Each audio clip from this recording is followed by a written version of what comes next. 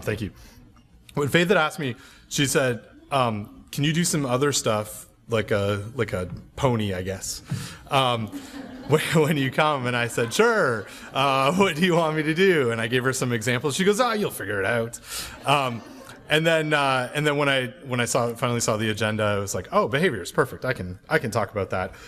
So what this is kind of the area that I do a lot of my research and extension in. I'm kind of a weird little mix of food safety and psychology and communications. My background, and I probably shared this a couple of years ago when I was here, I have an undergraduate degree in molecular biology and genetics, but that was like 10 or 12 years ago. And most of the stuff I learned in that degree is obsolete now. So I've learned, I kind of have a degree in the history of science, I guess. But then I worked with, and actually where Betsy and I met for the first time is I did a lot of fresh produce food safety work from a behavior standpoint. I was involved, I'm from Canada originally, and I was involved working with greenhouse vegetable production in Ontario, tomatoes, cucumbers, peppers, on developing and implementing and evaluating a food safety a food safety program for all of the producers. And I started that project as this is my master's work, and I started it thinking this is a microbiology project. This is a project where I'm going to take a bunch of samples and we're going to give them a book, and they're going to read this book, and they're going to, at the start of it, there's going to be a bunch of salmonella, and once they read that book, there's going to be no salmonella, and it will be amazing. And what I learned after spending a lot of time with those farmers is food safety is as much psychology as it is microbiology, as it is management practices and systems. I mean, it's the microbiology, and I'm not downplaying the microbiology at all, because all these things have to go together. And so I kind of moved away from the micro side of things and from the genetics and molecular biology that I was working on into this area of, okay, how do we get into people's heads around food safety, and how do we get them to change their behavior? And so I'm very happy that that's the title. And I added a little bit because I really wish I had the answer, because it would be great if I can give you some strategies and I can tell you what the literature says, and I'm going to give you a bunch of examples over the next 20 minutes. But this to me is the situation. So what Betsy had just talked about, and what I talked about in the Alliance stuff, is about increasing the knowledge, giving people the tools to do things.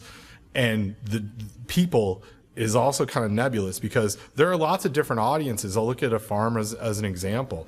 There are lots of different audiences to communicate to and that we want behavior change in. One of them is the owner of the farm. That owner may not be the manager of the farm, and those two jobs are different enough that they're really two different audiences. Then you got a bunch of people, well, depending on the size, you might have nobody, but you may have 1 or 2 or 500 people that work on those farms and those ranches that are really the front line of food safety, because they're handling everything every day. And so there's behavior change there. There's 3. There's another group that I'd throw into this, and Betsy alluded to this, but it's the buyers. It's they often set the guidance or the requirements to sell to them, and there's not always a great understanding of what the impacts are on the farm, what someone does, and the behavior. There are lots of different audiences when we talk about food safety behavior, and each of them to me are very, very different. And in fact, we have to think about it more segmented. And so that's just on farms. I mean, throughout the rest of the system, there's a lot. I spend a lot of time at food service, and in fact, that's a big area that I do most of my work in now is retail, food service, food safety. I've spent a lot of time in the last 4 days around ground beef. Some of you may know, some of you may not, but there's a pretty decent size E. coli 0157H7 outbreak going on, 4 states, 11 illnesses, and it's actually sounds like it's more like 30 illnesses by the time this all gets connected, because reporting takes some time right now that we know of, linked to ground beef. And this one is way in my wheelhouse, because it's ground beef that's all been sold at restaurants, and it's ground beef that's been sold at restaurants, and reportedly and anecdotally it's been undercooked burgers. And I say undercooked very specifically. There's a definition in the food code, which I realize that we all have adopted different versions of that food code. But there's a definition of what cooked is when it comes to a hamburger. And it's 155 degrees for 15 seconds or 160 degrees. And so it sounds like, from what I read and from the people that I've talked to that know a little bit about it, that the people that are getting sick have been served undercooked burgers. And let me tell you where this fits into behavior. So serving undercooked burger is one behavior. Ordering an undercooked burger is another behavior. And I'm a big consumer proponent. I'm in fact one of the biggest folks that are about making sure that we don't push all of our needs for food safety onto someone in their home or into someone in a restaurant. And the argument on this one is, well, if you go into a restaurant and you order a medium rare burger, or you order a medium burger, or you order a medium well burger, or you order a well done burger, what temperature is that? I will open that up and I will point at someone if they don't volunteer. But if you were to let's look at medium. Medium's what we think is pretty standard. USDA FSIS actually released something yesterday that said well done burger is equivalent to 160 degrees Fahrenheit. I can tell you that if you walk into a restaurant, that's not the case. Temperatures and these attributes of meat quality don't match up at all.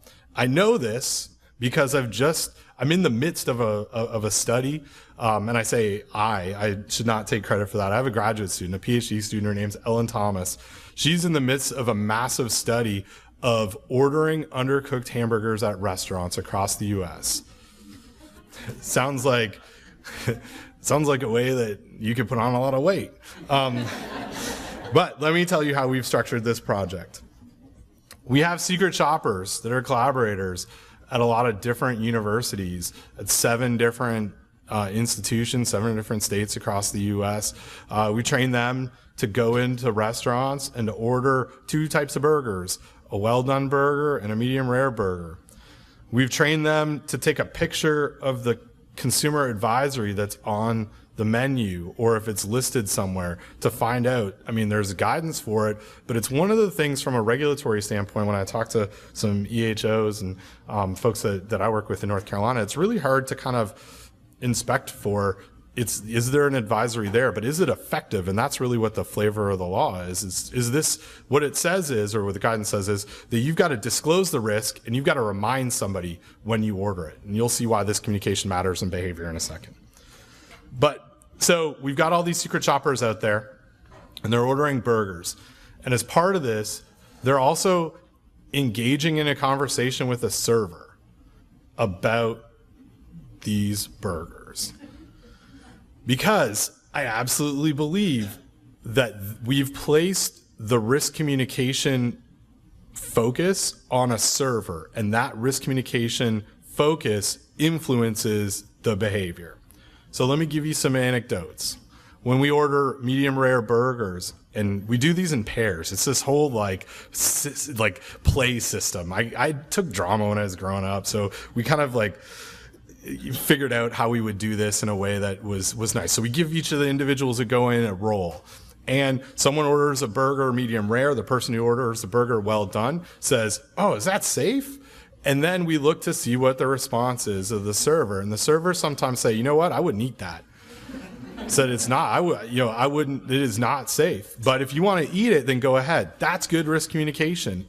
That says, I recognize the consequence. There's a risk here. You, as the individual, make your choice and do your own behavior. We have other cases, and I didn't include the pictures here, but even on the consumer advisories that say things like, all of our beef is ground in-house. You can order it rare. But Consuming undercooked burgers or undercooked meat poses a health risk. There's problems with continuity of messages. We have very strong corporate cultures. We've done a mix. I should tell you the number. It's about 270 restaurants now across the U.S. that we've done this in a systematic way. We've seen a wide variety of conversations, but in certain instances, a server someone orders a well done burger, a server will talk them out of it and say, you don't need to get it well done. It is not a problem. In fact, it's going to ruin the burger. It's going to make it less juicy. I know what it says on the menu here, but you don't need to do it. So being that I'm a consumer advocate person that says, don't blame those consumers, how can you blame a consumer that walks into a restaurant, orders something that is risk reduced, and then the server says, don't do that. It's okay. There are lots of different influences on behavior, and there are lots of different factors, and that's where we're kind of at with this. Now, this outbreak that's going on right now, this isn't a great picture. I see people like, what is that? I'll tell you in a second. This outbreak that's going on right now, CDC and FSIS has been fairly careful about the wording. It doesn't say consuming undercooked burgers, although that's what the message looks like from a control measure. They've said eating beef in a restaurant is a risk factor. And anecdotally, it sounds like undercooked, but there are lots of different ways for that 0157H7 to get into your beef or into another food that you eat, and cross-contamination is one of them. I have a project that we started last year called Citizen Food Safety, and my wife is really into Instagram, and I didn't know what it was, and she's like, check this out, you'll love it. There are people that post things on about food safety all the time. So I'm like going through Instagram on my phone, and I was like, hey, I have a good idea. Let's create a hashtag on Twitter and on Instagram called Citizen Food Safety, where people can take pictures of what's going on food safety. What does food safety mean to them? So I started this by taking pictures myself. My son and I, who's 5, just turned 5 at the time I took this picture, his brother, who's 3, had preschool, but my 5-year-old didn't have preschool, so I took him to the museum, and beside the museum is a restaurant. So we went to see a movie at this IMAX theater, but we were there early, and so I was like, Daddy's gonna get a beer. And he's like, great, can I have juice? And I'm like, sure you can, son. So he had a juice and I had a beer, and we sat at this restaurant that was right beside the museum, and I watched the kitchen, because that's what I do. I'm like a nerd about this stuff. And I took a picture, and this guy, it's not the greatest picture, but it's a guy who was flipping burgers. And he was flipping burgers they were not frozen burgers, these were hand-formed patties, and he's using the same tongs and the same plate to flip burgers. And I was like, hey, we're just gonna drink beer here, and I'm not gonna eat here. But these are the types of behaviors. When we talk about this is the question is, right, how do you change that behavior? How do you make it so that cook, that chef, that whoever, that frontline person who's handling those burgers knows, first of all, what cross-contamination is, knows how to manage it, cares about it, like really cares that someone doesn't get sick, has all the tools to do it, and actually completes that task. Those things are the components of behavior. And in fact, I didn't just make that up. Oops. Let me fast forward a little bit. There's in fact something called the theory of planned behavior. There are very smart psychologists that have been studying this for a long, long time. And they said, okay, if you want to define what someone's behavior is, if you want to try to predict it, you have to try and measure what their attitude is. Do they care? Do they have a perception that what they do is risky? Do they care if someone gets sick? That's one component. The second one is something called the subjective norm. What that means is what all the other people do. Everyone who works there, if they all use the same dirty tongs on something, then that's what's acceptable in that system. We talk about food safety culture. That's one of the things. The subjective norm is really about what does the behavior of everyone around me? Because if I see it and I see it modeled, then I'm more likely to accept it. I'm not going to buck against the trend. The last one is one that we don't focus a whole lot on in messaging. And it's something called perceived behavioral control. So if I believe that my actions really matter to the outcome, then I'm more likely to do something about it. So, for example, if I know that cleaning and sanitizing a slicer in a deli is less likely to make someone who's pregnant sick with listeria, and I know that I'm the control factor, I'm more likely to do it. Conversely, a lot of the training material that's out there isn't about that. It's about saying, here's how you clean a slicer. You have to take it apart. You have to make sure that you have the sanitizer at the right level. Here's how you make sure that it's at the right level. It's very prescriptive, but what's missing in a lot of our messaging, and really the behavior change emphasis, is on you have to show somebody they actually have control. On this burger outbreak, it's pretty clear to me if it's undercooked burgers what the control is. Don't order undercooked burgers. How do you do that? This is what I said to USA Today on Monday. I said, order a burger to 160 degrees Fahrenheit. You might look like a nerd, but that's really all you can do.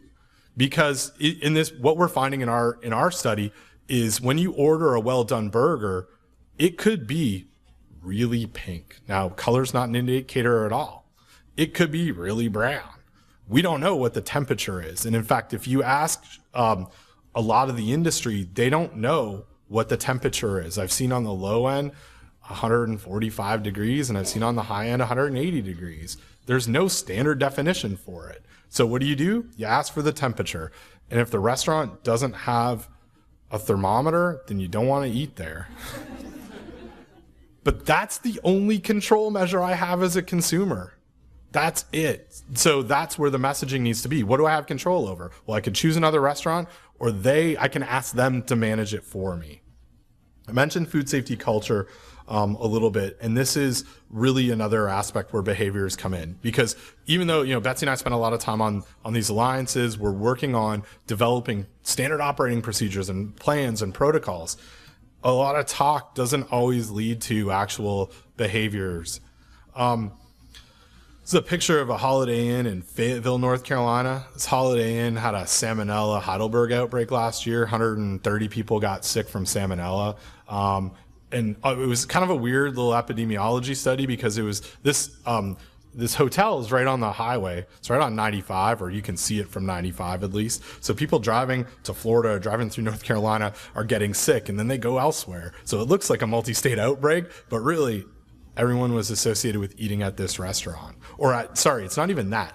It's staying at this hotel and eating at one of the 3 restaurants that are there. So that became sort of a big deal when it came to this outbreak. You get 130 people sick. There's going to be some sort of a report released afterwards.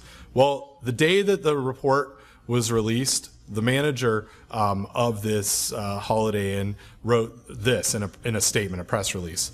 The restaurant would not allow an employee to continue to work while ill, and the hotel has no knowledge or information to suggest that any employee continue to work while he or she is ill. He went on to say that we have, food safety is our number 1 priority, right? Check. Yep. Good communication. We have procedures in place to ensure that people inform us when they are sick, and when they tell us that, then we exclude them from work. Except the report said when interviewed, 7 employees out of the 75 that worked there reported coming to work while ill. Reported to the health department. So there's a standard operating procedure in place, but the behavior's not realized. So I want to emphasize that the issue isn't, do we have everything written down? Do we have a good system? You might, but carrying it through to the behavior, not that behavior. But you don't want people doing that in your restaurant. So some folks have written papers about this. What are some of the topics or the tips? If you want messages that are going to result in behavior change, you need to be clear. You need to provide them in context. You have to repeat those messages. Let me back up to in context. It means if someone, let's go back to our deli slicer example. If you want someone to clean a deli slicer correctly, don't put the person who works in the produce section through how to clean a deli slicer. It's not in context for them. Don't teach them sanitation about their department without talking about what they actually do. Put food safety into context. It has to come from a trusted source. That this is a hard one for a lot of us. Even though we may be in responsible positions, we may not be the most trusted source. I'll give you a great example. I know it's a hot topic here in Tennessee because I read a lot. Raw milk, great example. If I, as an academic, go into someone who wants to drink raw milk and say, you know what, here are all the risks associated with raw milk, I'm not a trusted source to that individual. In fact, everything that comes out of my mouth just reinforces what the issue is, why they choose to do that. We have to find trusted sources for information, whether that's in a business or in the public. But we, as the food safety professionals in here, may not be the most trusted source to the audience that we're trying to communicate to. And that's going to influence the behavior. And then you've got to evaluate focusing on behavior. So you might be able to measure that someone increased their knowledge, and you might be able to measure that they know how to do something, but did they change their behavior? That's a really hard thing to measure, but it's one that we absolutely need. You've got to know who the audience is. That's number one. You got to know what their current behavior is. You have to be able to describe that somehow. You have to understand why that behavior happens. You have to craft messages that put that control into place. You have to deliver it from a trusted source and evaluate it. Things that we've seen on the previous slide. But if you want to change a behavior, you have to do all these steps. You can't come up with a training program that doesn't recognize what the current behavior is. If you do, you're doomed to fail. There are ways to do this. We collect a lot of data in general in the food safety world. We collect a lot of quantitative data, and we collect a lot of qualitative, or a lot of quantitative data. We collect things on sanitizer levels, number of hand washing. I mean, look at any inspection report. It's about counting things. What's missing in our world of trying to change behavior is the qualitative attributes. What went wrong or what went right? How did someone actually do it? Describe the process. And I guess this is my pitch to you in the industry to say, you really need to make sure when you design a training program or you're trying to you're trying to get somebody to do something, that you go to the folks that know stuff about qualitative data, that they know how to discuss and measure what behaviors are as opposed to counting things, because you can't just focus on the prescriptive stuff. I'm going to end with one example in social media stuff about behavior. And this is the last thing, that sometimes this stuff's really, really emotional. I have a colleague, her name's Jennifer Quinlan. She's at Drexel University. She did this really big study a couple of years ago on what people do on handling food in their home, especially looking at different ethnicities and different social classes. And one of the things that she found, she works in Drexel's in Philadelphia. She works on mapping behavior and mapping food safety through different. She's GIS. She does a lot of geography and microbiology together. So she did this big study, and at the end of it, she said, "Oh, well, we're going to tell people about it, and we're going to design." This is like 1% of her study was to come up with a video that showed one of these practices that she found was very, very persistent in many cultures in Philadelphia, was washing chicken before you cook it.